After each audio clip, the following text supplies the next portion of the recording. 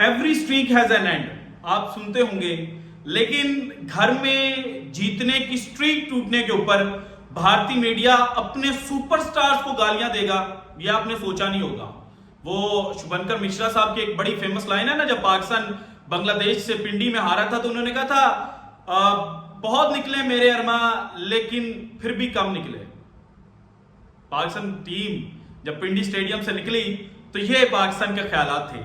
लेकिन अब पुणे के अंदर जो तबाही न्यूजीलैंड ने मचाई है, वो भारतीय मीडिया जो बेंगलुरु में हारने के बाद ये कह रहा था कि लग चुके न्यूजीलैंड के साथ थी और न्यूजीलैंड जीत गया है, लेकिन पुणे के अंदर जब हम इनको नीचे लटाकर ना सिर्फ मारेंगे बल्कि लताड़ेंगे और घसीटेंगे तो फिर दुनिया को आइडिया होगा कि भारत को आप किस्मत से तो हरा सकते हैं लेकिन स्किल्स पे नहीं हराया जा सकता। तो अब पुणे के अंदर भारत अगेन जनाब न्यूजीलैंड के आगे लेट चुका है।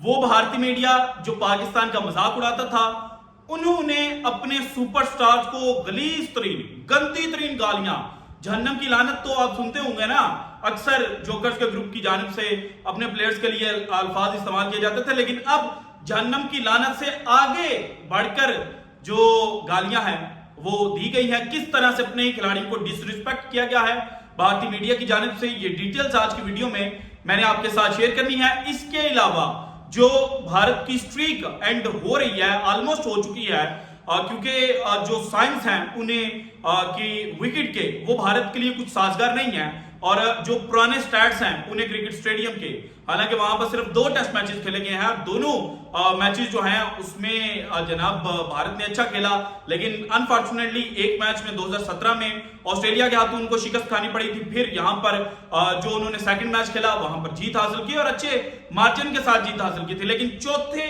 इनिंग के अंदर यहां पर बैटिंग करना इतना मुश्किल है कि जो एवरेज स्कोर है वो 110 से भी कम है, और अब तक जो न्यूजीलैंड क्रिकेट टीम है वो 300 से ज्यादा रन की लीड जो है वो हासिल कर चुके हैं। सो इसीलिए भारत सेकंड टेस्ट मैच जो है वो भारतीय मीडिया को भी पता है कि हार चुका है, और इसी चीज को लेकर भारतीय क्रिकेट टीम के हवाले से अब यह कहा जा रहा है कि WTC चैंपियनशिप के फाइनल से भारतीय टीम बाहर हो चुकी है और पाकिस्तान का चांस बन चुका है। किस तरह से बना है और क्या कुछ WTC चैंपियनशिप को लेकर इस वक्त बातें की जा रही हैं, ये भी डिटेल्स मैंने आपके साथ शेयर करनी है। लेकिन सबसे पहले अगर जनाब आज के दिन की बात की जाए तो भारतीय क्रिकेट टीम कल रोहित शर्मा को जनाब अंडे के ऊपर लूज कर गई थी, और दिन का इख्तिताम जो है वो भारत के लिए समो अच्छा हो गया था, क्योंकि मजीद उन्होंने कोई विकेट लूज नहीं की थी।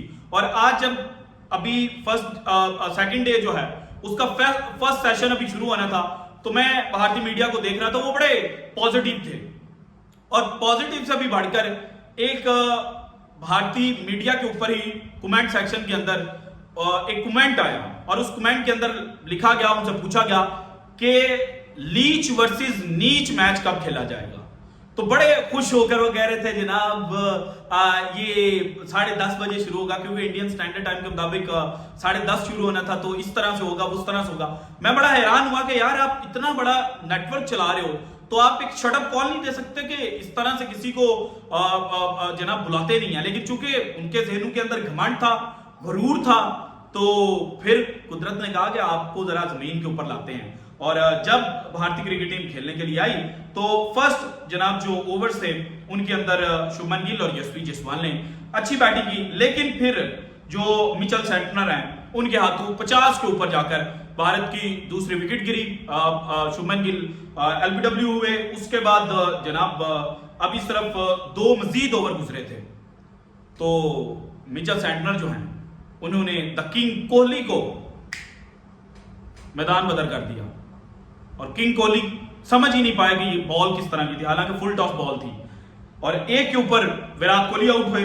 देन पंत आए, लेकिन पंत को दूसरे एंड के ऊपर जनाब जो यशस्वी जायसवाल हैं वो अकेला छोड़कर चले गए, और 26वें बल्कि 27वें ओवर में जो यशस्वी जायसवाल हैं वो आउट हुए। 30 रन इन्होंने स्कोर किए। पंत को फिर ज्वाइन किया जनाब सरफराज खान ने।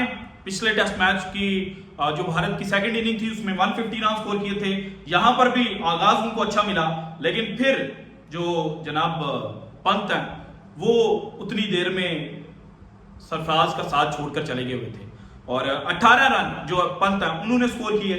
सरफराज खान जनाब 11 रन स्कोर कर पाए। रविंद्र जडेजा ने एक अच्छी पारी खेली, लेकिन इनको भी जनाब जो न्यूजीलैंड की क्रिकेट टीम है उन्होंने चांस दिया था, एक आउट था लेकिन उन्होंने रिव्यू नहीं लिया, और अगर रिव्यू ले लेते तो मे भी चीजें न्यूजीलैंड के लिए मजीद बेहतर हो सकती थी। बहरहाल चांस मिलने के बावजूद जडेजा जो हैं वो सिर्फ 38 रन स्कोर कर पाए और अश्विन ने 4 रन स्कोर किए। वाशिंगटन सुंदर जिन्होंने कल 7 विकेटें हासिल की थी वो 18 रन बनाकर नॉट आउट रहे। आकाशदीप ने 6 और जसप्रीत बुमराह अंडे के ऊपर आउट हुए। और अगर जनाब न्यूजीलैंड की बात की जाए तो एक विकेट टीम साउथी के खाते में आई जो रोहित शर्मा की सूरत में थी। 7 विकेटें मिचेल सैडनर ने हासिल की और 2 विकेटें ग्लेन फिलिप्स के खाते में आई। इसके बाद जनाब जो न्यूजीलैंड क्रिकेट टीम है वो बैटिंग करने के लिए आई तो इनिशियली जो उनको चाहिए था वो मिला, लेकिन डेवन कॉनवॉय सिर्फ 17 रन बनाकर आउट हुए। और डेवन कॉनवॉय अगर रिव्यू ले लेते तो डेवन कॉनवॉय ने भी बच जाना था क्योंकि उनकी इनसाइड एज जो है वो लग चुकी थी, लेकिन इन्होंने रिव्यू नहीं लिया और 17 के ऊपर ये आउट हुए। इसके बाद विल जंग और टॉम लैथम ने जो न्यूजीलैंड है उनकी सेकंड विकेट की पार्टनरशिप में कुछ रन जोड़े, लेकिन 23 रन के ऊपर विल जंग जो है वो भी आउट हो गए। इसके बाद रचिन रविंद्रा सिर्फ 9 रन स्कोर कर पाए। डैरल मिचेल ने 18 रन स्कोर किए, जबकि टॉम ब्लेंडल जो हैं उन्होंने 30 रन बनाए और नॉट आउट है, और ग्लेन फिलिप्स जो है वो भी 9 रन बनाकर नॉट आउट है। और टॉम लैथम जो हैं जो न्यूजीलैंड के कप्तान हैं उन्होंने 86 रन की इनिंग खेली। और इस वक्त जब सेकंड डे का एख्तिताम हुआ है तो 198 रन न्यूजीलैंड के हो चुके हैं सेकंड इनिंग के अंदर। जो फर्स्ट इनिंग की लीड है उसको साथ मिलाया जाए जो 103 रन की है तो 301 रन न्यूजीलैंड के खाते में इस वक्त आ चुके हैं और 5 खिलाड़ी इनके बाकी हैं। अब ये जो 5 रिमेनिंग विकेट्स हैं ये अगर 50 से 60 रन भी एड ऑन कर जाती हैं तो भारत 4th इनिंग शुरू होने से पहले ही मैच हार चुका होगा। और यही वो रीजन है जिसकी वजह से भारतीय मीडिया इस वक्त अपने खिलाड़ियों को गंदी गालियां दे रहा है। तो मैं बड़ा हैरान हो रहा था कि जनाब देखें आपकी टीम दिसंबर 2012 में अगेंस्ट इंग्लैंड लास्ट टाइम अपने घर पर सीरीज हारी थी, और उसके बाद इंग्लैंड आया, न्यूजीलैंड आया, साउथ अफ्रीका आया और भी बड़े मुल्क आए, लेकिन वो आपको हरा कर नहीं जा सके। तो आपको इसके ऊपर खुश होना चाहिए और स्ट्रीक ने टूटना होता है, रिकॉर्ड्स बनते हैं टूटने के लिए। और आपकी टीम इस दफा अच्छा नहीं खेल सकी। इस दफा जो चीजें उन्होंने अपने ज़हन के अंदर तैयार की हुई थी वो उस तरह से हो नहीं सकी, क्योंकि आपने अपनी आवाम को ये बोला था कि ये जो बांग्लादेश और न्यूजीलैंड ने आना है ना ये कुछ भी नहीं है, ये तो जनाब हम जीतेंगे।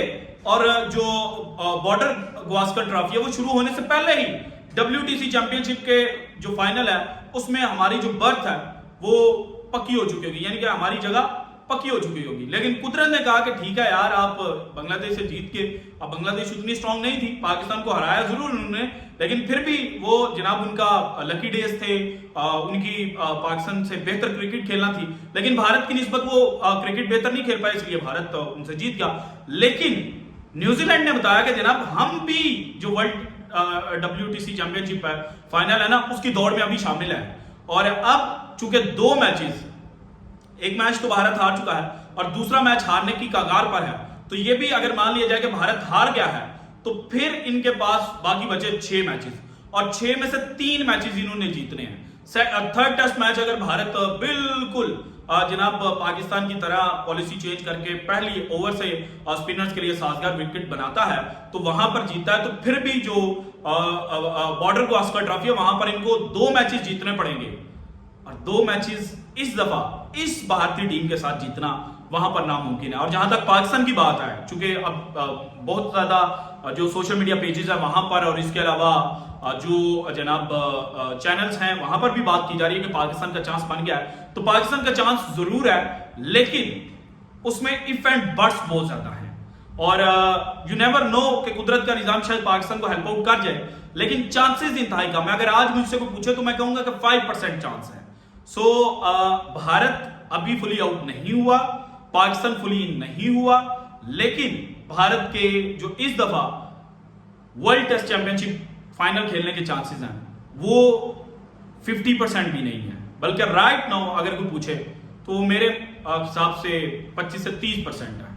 और भारतीय टीम 2 दफा ऑस्ट्रेलिया में जाकर बॉर्डर गावस्कर ट्रॉफी जीत चुकी है, अभी पिछली दोनों दफा जीती है, लेकिन उसमें भारत के जो की प्लेयर्स थे वो इस दफा अवेलेबल नहीं है। और जो लॉ टीम के पास है वो इतनी कैपेबल नहीं है कि वो ऑस्ट्रेलिया को ऑस्ट्रेलिया के अंदर शिकस्त दे सके। So this is it from today's episode. अगर आपको वीडियो पसंद है तो लाइक कीजिएगा, ज्यादा से ज्यादा शेयर कीजिएगा, अपनी कीमती राय का इज़हार लाजमी कीजिएगा, और अगर आपने अब तक चैनल को सब्सक्राइब नहीं किया तो करते हैं। शुक्रिया, अल्लाह।